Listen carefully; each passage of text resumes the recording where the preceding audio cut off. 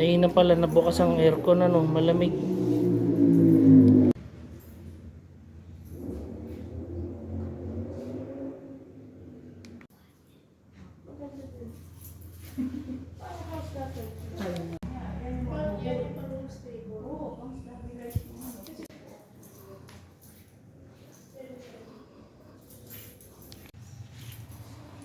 Ang paglaganap ng himagsikan.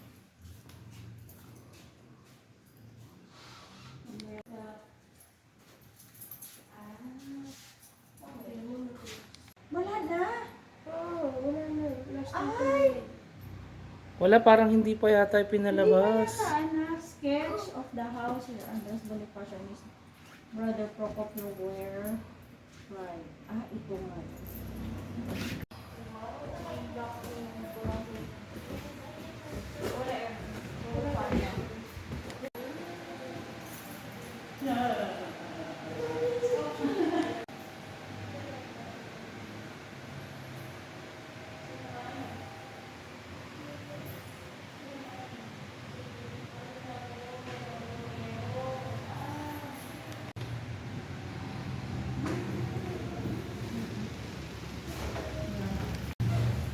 Pagtatag ng balangay magdiwang.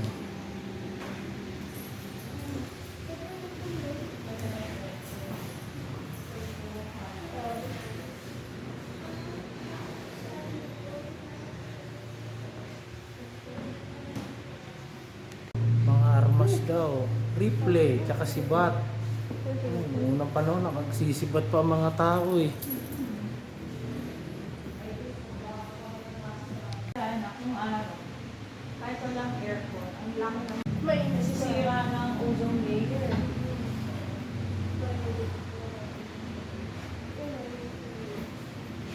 Ayan yung kwarto ng paglilitis. Rinaldo, pipindutin natin ha. Introduksyon ng Bala Aresa. Sigurado paglilitis ng Consejo de Guerra sa mga pamilya Andres at Procopio Bonifacio sa Maribor, Cavite, noong ika-4 ng Mayo 1897. Sumeto ang paglilitis sa mga pinuno sa Cavite at hindi mo kami pumaling sa kanya. Nagsalita din siya na siya may kapangyarihan at dapat kumailalim si Kapitan Emilio sa kanya. At kung hindi ay ipapapatay na ito. Pagkatapos, binigyan niya ako ng 10 piso. Binigyan niya ako ng 10 piso bilang kabayaran upang patayin si Kapitan Emilio. Pinangakuhan din niya akong bibigyan ng lahat ng pangangailangan ko anumang oras. Sundin ko lang.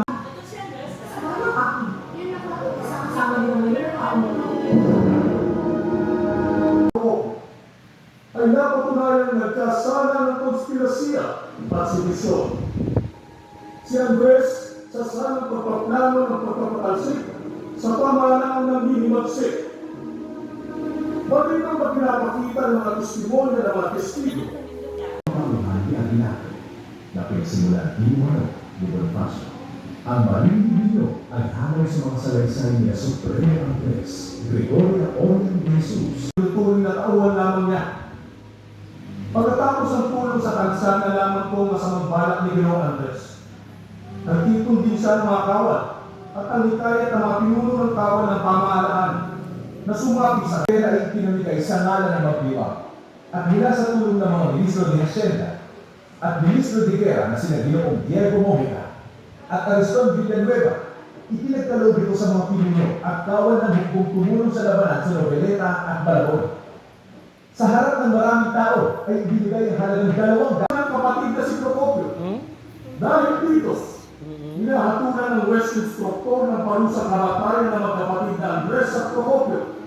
Bawat isa sa kanila ay babarilin sa pampublikong lugar ng hanggang 5 beses sa layong 10 talampakan.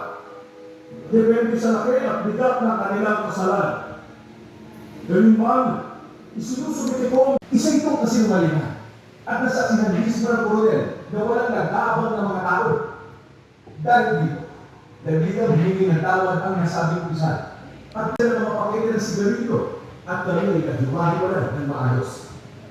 Maya-maya ay napalitan ang itutos ng koronel na isara ang bagong labas sa prinsera at doon palabasin ng sinuman sa aking mga kawal.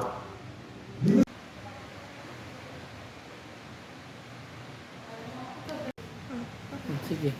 Kunan kita dyan. Wait lang.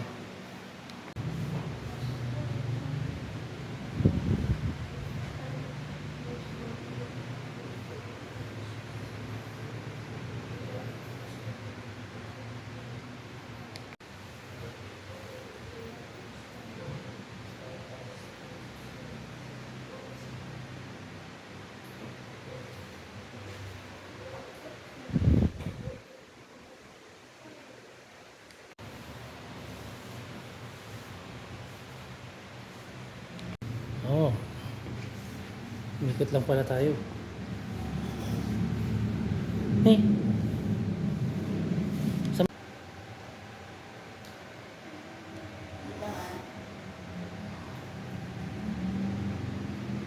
yung staircase, no?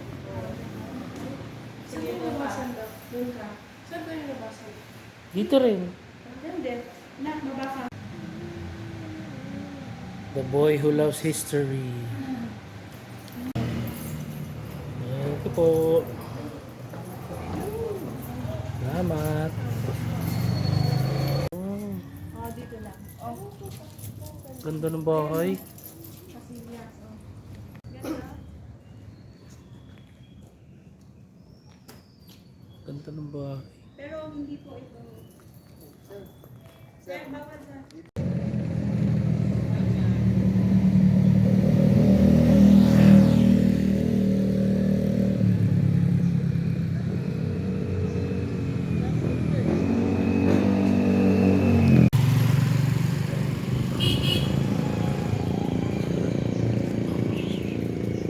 The trial house ay bukas po para sa lahat, Lunes hanggang Sabado.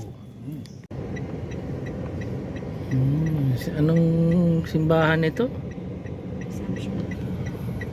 Diocese of Imus Catholic. Ay, Maragondon Parochial School. Ah, may school siya. Ayun. Ang ganda ng simbahan, ah.